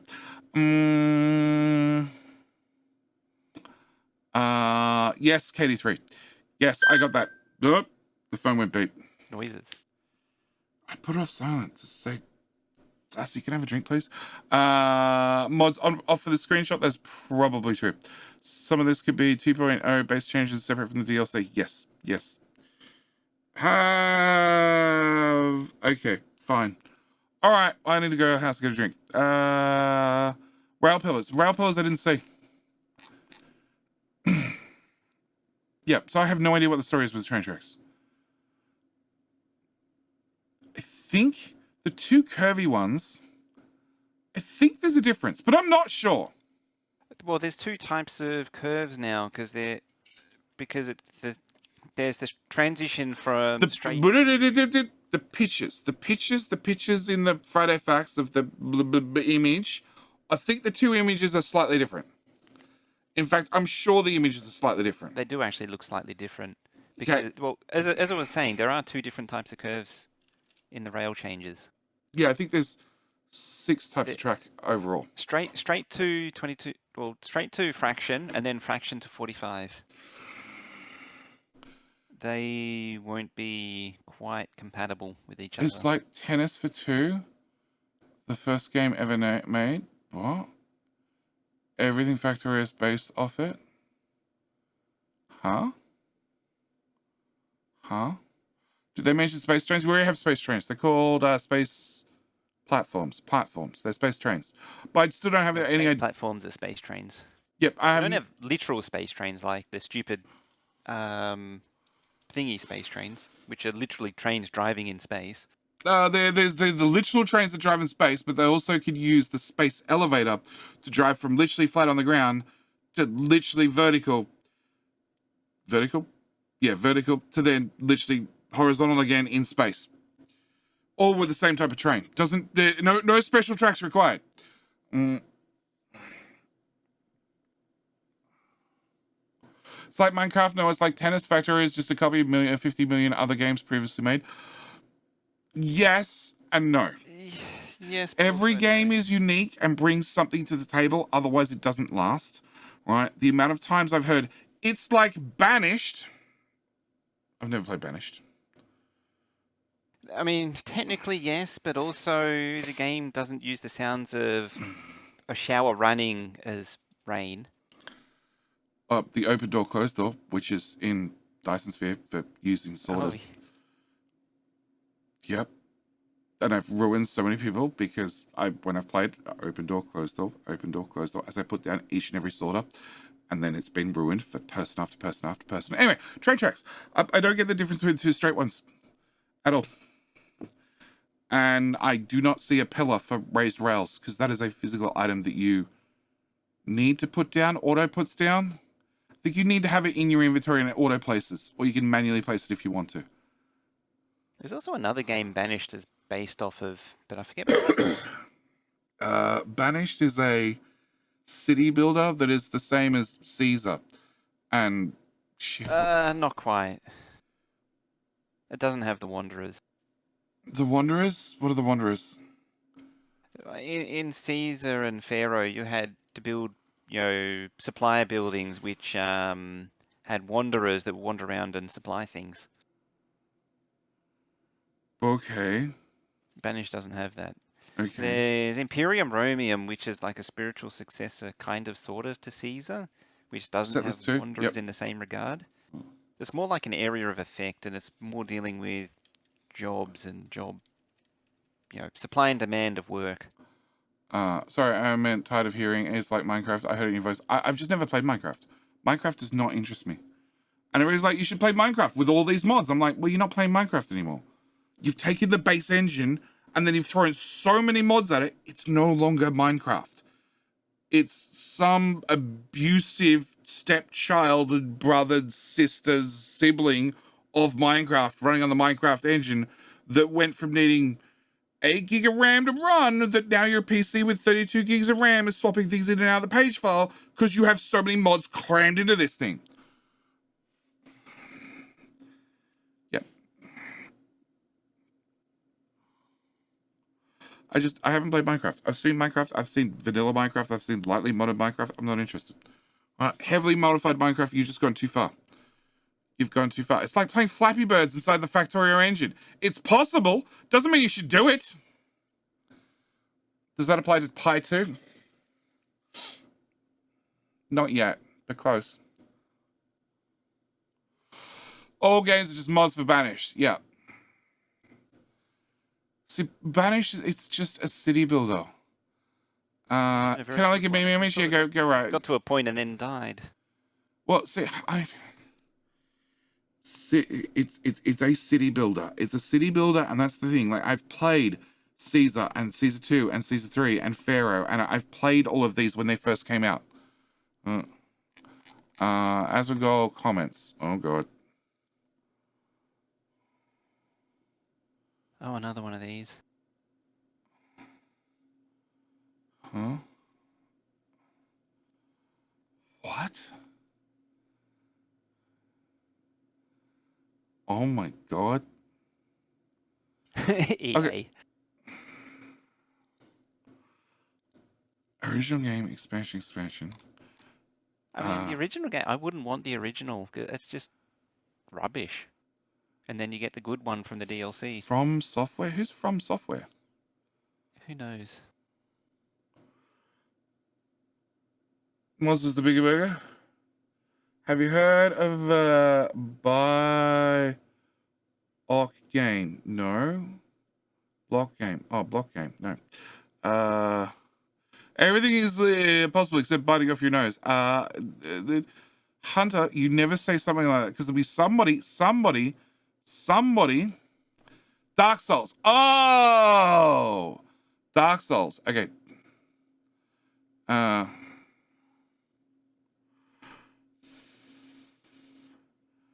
Okay. Arguably, Asmongold does have some pretty good takes at times. He's pretty smart. There's another. Oh. He has a separate YouTube channel, and it's a lot more thought out. Asmongold has 2 modes. Okay, 2 modes. I've seen enough of the clips. I've seen enough of the videos. He has 2 modes.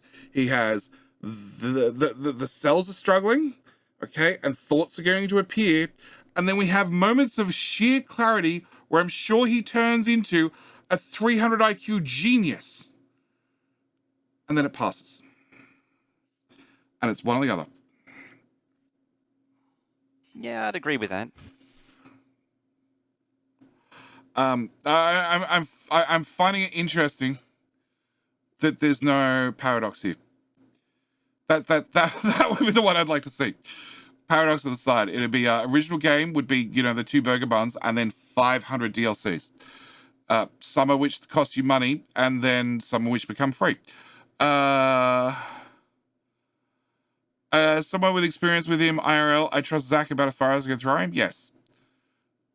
The Paradox one doesn't fit on the screen. Yep. I meant this one. Oh, okay. So we placed the entirely wrong one. Interesting. Video game logic. Cool. Yep. Yep. Mods. Yep. Yep. Yeah. Yeah, that makes a lot more sense. Yeah. I mean, Yeah. the mods one is still. Yeah, I mean, actually, the mods one's kind of accurate in a way. Yeah. Have we not seen how many mods are required for any Bilbo playthrough? Because the mod picture, that is just. I don't know why people think that's good. That's nasty. Oh, that burger! I need that burger. I need that burger. I'd at least have a crack at that burger. It's just that does not look like a balance of flavors. It's just fat and grease. Oh, it is. It is. But I have a crack at it.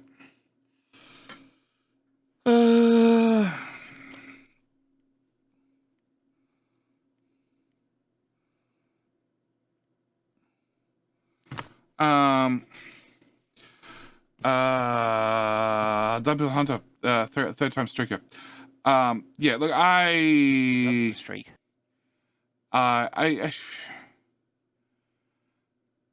DLCs are at least made by the developer, so they're guaranteed to fit and not crash, in theory.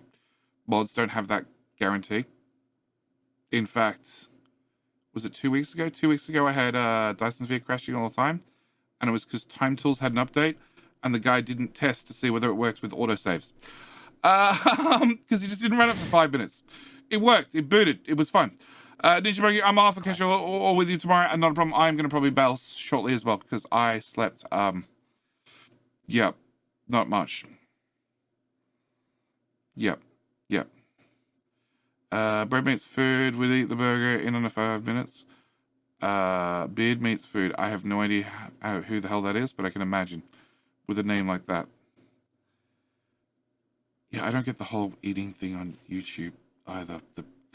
It's weird. It's a whole weird subcategory. Yeah, I know. YouTube and their ability to send me YouTube and their category recommendations. That's the one that pops up the top and tells you should go look at this. These things across the top. This is my work account, so I have no idea what any of this crap is. But the one that comes up across the top, like, have you checked out this? Have you checked out? Yes. No click suggested videos. That's how you end up in the dark place. My work one is where I search for things, okay, to add into videos. So, Dyson's Vid. I was searching for somebody, any way possible, saying saying lube in an interesting way, which meant there were a lot of videos that were clicked on. An awful lot of videos that were clicked on. We've been watching and websites going in order to get all that. At the work, YouTube watches all sorts of crap because I click on lots of things. All right? Lots of things. Things. Lots of things. The one I ended up downloading was things Amazon made me buy. 500 pounds of lube, extended version. What? That's why I use incognito. No, I don't want to use incognito. No, because I need to go back sometimes. I need to find it. So it's not incognito. It's a whole separate account. You want to know how you got to the 500 pounds of lube? Because I was trying to find lube in an entertaining way or something. All right?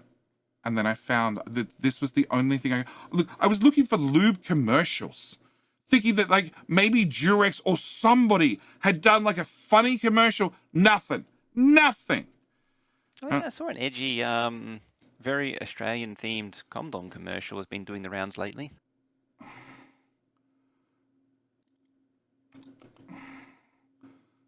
Mojo will appreciate this. Lubemobile gets the whole job done. This is Lubemobile. Mojo can't hear it. Can I pipe that over Discord? Apparently I can just hear a permanent echo. Like, well, If you have the stream going in the background, yes. Routing. Can I route? It would be system out the chat mic. Lubemobile gets the whole job done. Lube. Okay, that might have been duplicated in so many different ways, but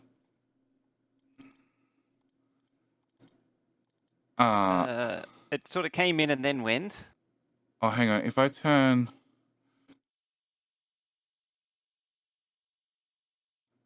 chat mic, okay, and I add system, and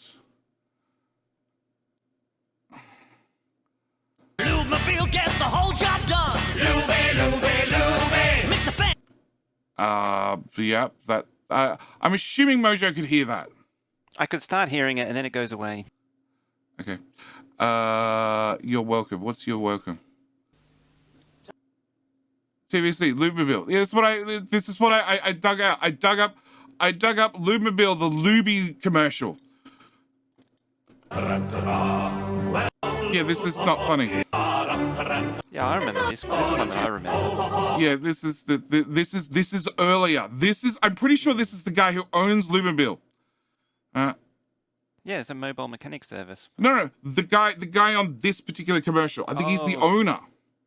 He's only in like their first 3 commercials, it turns out, and then disappears. And they were much lower budget. The very first 3. Lubemobile gets the whole job Yep. done. Lube. Mix the Singing Lubemobile. Yeah. And then the other one was, what was it? 500 pounds. Yes, the 500 pounds of lube. Actually, I think I remember that one you're showing. It's heavy. And this was literally 3 seconds of a clip. Lube? It's heavy. A barrel of lube? And that's it. That's it. That's all I cut out of the whole video. Because I just needed lube. I needed lube to fit into a Dyson Sphere video. So random shit gets looked at on the work account. The ketchup commercial. Incognito only deletes the history after you close it. It does not prevent sites from seeing your history and getting hold of your cookies. Yeah. I have a separate work account. Cookie thieves. I have a separate work account. It's the one that does all the bad searches. Don't care. I don't care what the YouTube recommends me on that account because it's the work account. I don't give a shit. It can be all the horrible things. None of it's going to get watched or clicked on. And if something shows up in my feed that I might want to watch, it often gets copied across and put into the work one. And then, yes,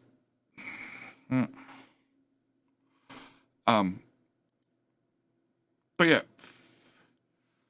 These are all been for Dyson Sphere.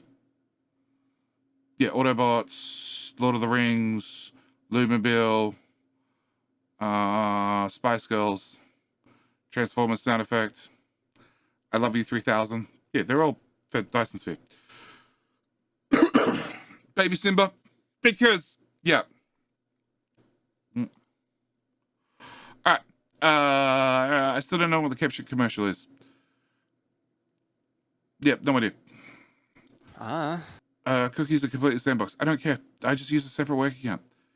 This is why people are like, why do you have 4 web browsers installed? Well, Edge came with a PC, and then I have one for personal, and one for YouTube, and then one for everything else. So I don't care. Losing Asmund Gold, King of the Hill, Friday Facts, I'm all caught up. It was the band Heinz commercial. No, Caledon. I said during a video, I wanna.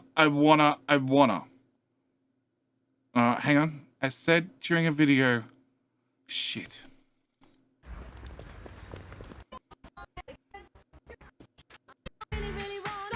Telling it, you're asking what you want, what you really want.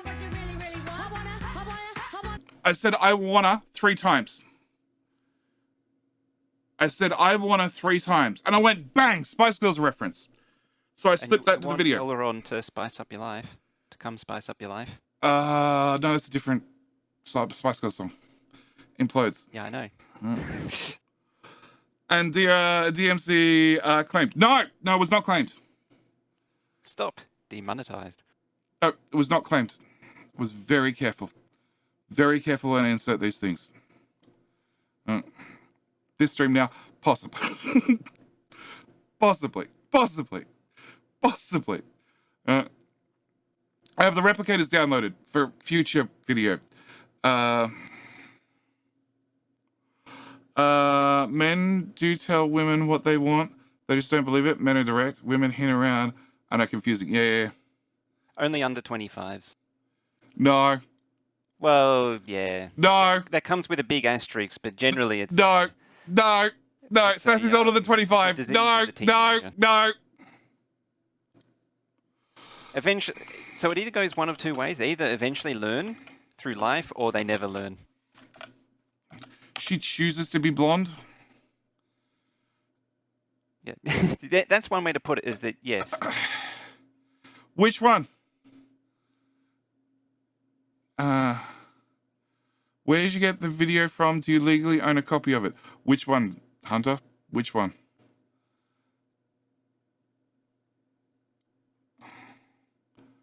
Mama's the Man commercial I shot and edited in my lightning class. Commercial 1. The Spice Girls. YouTube. I got it from YouTube.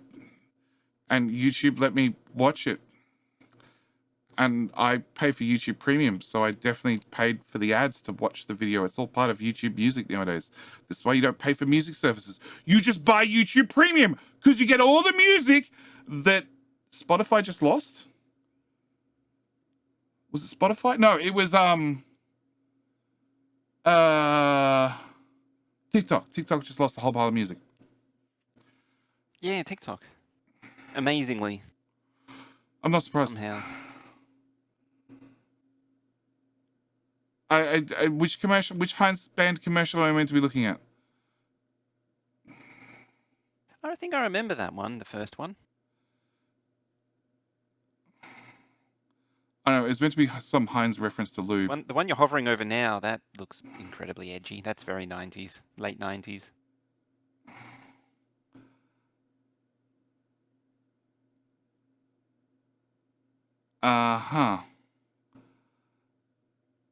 You know. Heinz Saturday Night Live, probably not. Band Sour Patch Kid Yeah, commercial. looks like a sketch. Yep. The uncensored Heinz commercial. Nope. Hands ketchup band entry. That doesn't look like a real commercial. Nope. See you in 17 hours? Yes, so. None of those. Well,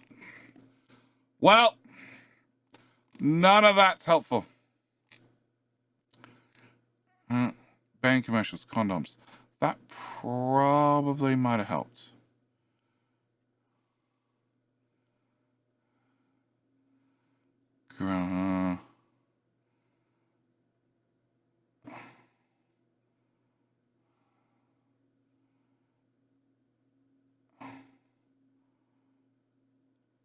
Okay.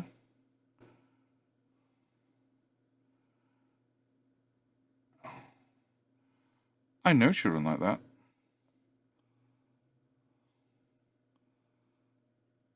Okay. Yep. All right. It's not there. Up. Well, watch the video Chat on Mars, Saturday Night Live. Down, up, down, left. Heinz worth the wait. TV commercial. It's never worth the wait. So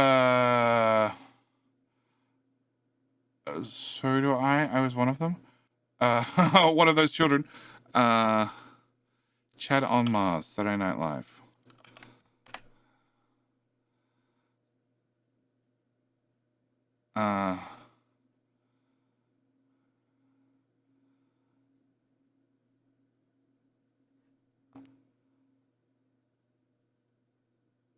Yeah. Where's the beef?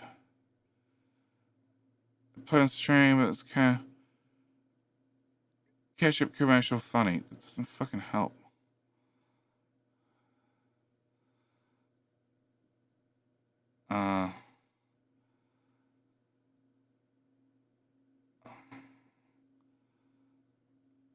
Okay. All right.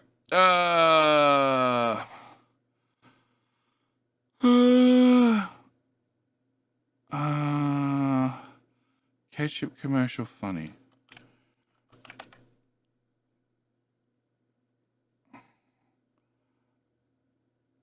Oh, yeah, it's definitely a commercial. It starts off with 3 6 of black. That's not in English.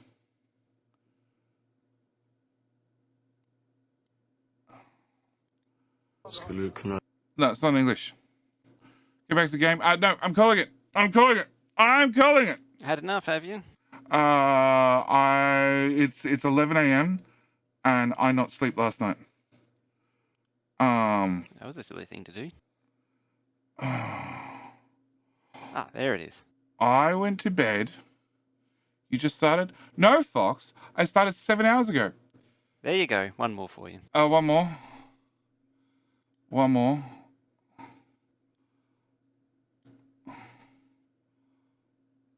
A moment for Bush Barbie. Make sure it's unmuted. Oh, there's the Seen a beaut. cockatoo. We thought I was a drop bear. Now it's me, Bush Barbie. And today, I'm here to talk to you about dingers. Because like you, this bush has seen a cockatoo. Oh my God! Regardless if you The like dig in Australian! bush or prefer... Oh my God! I have not heard the phrase dingers in at least 10 years. Probably 15. Okay. It was a bit of a standout, wasn't it? Isn't it? Okay.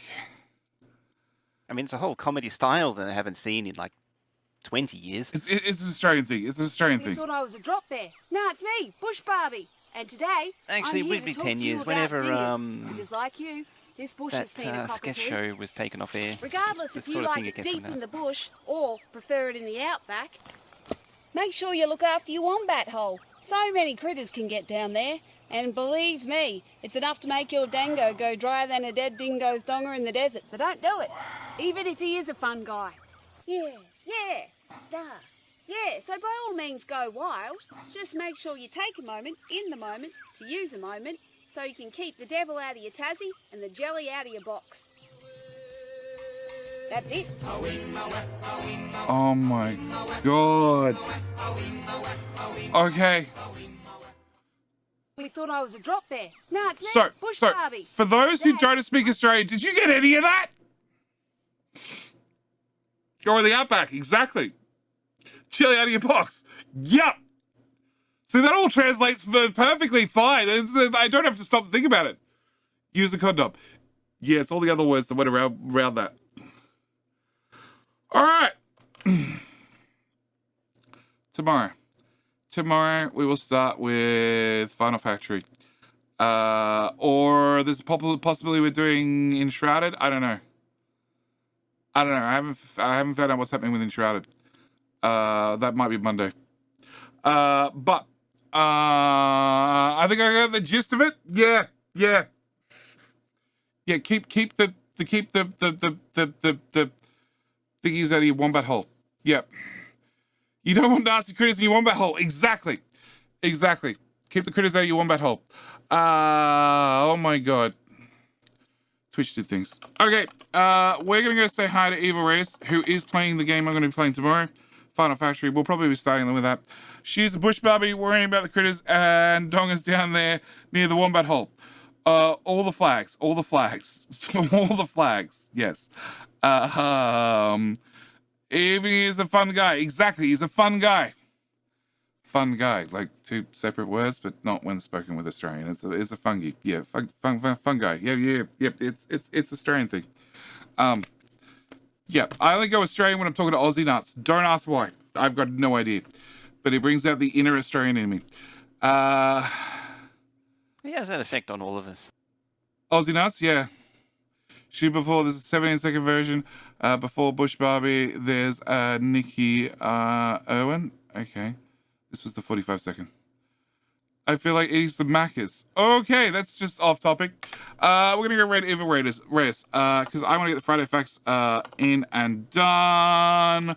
I also want to go to bed, because I went to bed early in the afternoon because I was tired, and then all the kids came home with all the sassies and made all the fucking noise, so much fucking noise, and then yelling and screaming, talking loudly, that they managed to turn on a timer for the Google timer that's in my bedroom from 2 rooms away. And somebody has asked the Google thingy-majiggy bob, I'm not going to say, to turn the volume up loud enough that they heard it reply that it started a timer from 2 rooms away. This is beside my head whilst I'm sleeping. Which then meant I went to bed after midnight. Super happy. So we're going to say hi to Evil Rez. He's playing Final Upgrade. Factory Upgrade? Crap. Final Factory. Final Upgrade's a different game. Good for them? No. Bad for them. Children are bad. All right, that's it. I'll talk to everybody tomorrow. We'll play some more games tomorrow. And then Enshrouded Dyson Sphere probably on Monday. Anyway, that's it. I'm out. Thanks for joining me. It's been a blast. I'll see everybody for tomorrow. Or possibly a surprise stream in 3 hours. We'll see. Bye.